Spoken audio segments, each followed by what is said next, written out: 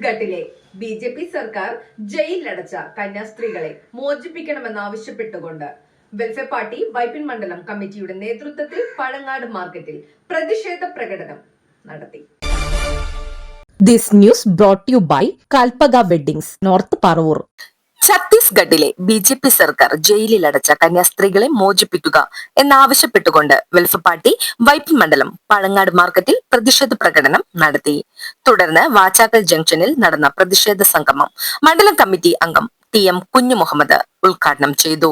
ന്യൂനപക്ഷങ്ങളോട് കാണിക്കുന്ന കൊടും ക്രൂരതയുടെ ഏറ്റവും അവസാനത്തെ ഉദാഹരണമാണ് ഏതാണ്ട് 5 ദിവസം മുമ്പ് ഛത്തീസ്ഗഡിലെ ട്രെയിനിൽ യാത്ര ചെയ്തിരുന്ന കേരളത്തിലെ 2 കന്യാസ്ത്രീമാരെ അന്യായമായി അറസ്റ്റ് ചെയ്യുകയുണ്ടായി.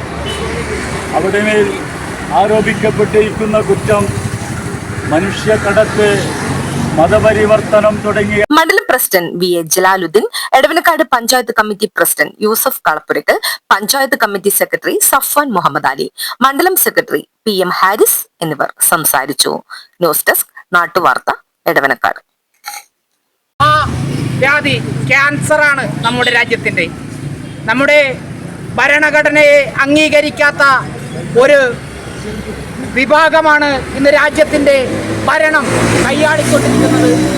ഭരണഘടന വിഭാവനം ചെയ്യുന്ന സഞ്ചാര സ്വാതന്ത്ര്യം ഉൾപ്പെടെ സ്വൈര്യവിഹാരം പോലും നടത്താനാകാതെ രാജ്യത്തെ പൗരന്മാർ പൗരാവകാശം നിഷേധിക്കപ്പെട്ടുകൊണ്ട് തുറങ്കലടിക്കുന്ന സാഹചര്യം ഇനിയും ഇവിടെ ആവർത്തിക്കാൻ ഇവിടുത്തെ ജനത അനുവദിച്ചു കൊടുക്കരുത് എന്നാണ് എനിക്ക് പറയുന്നത്.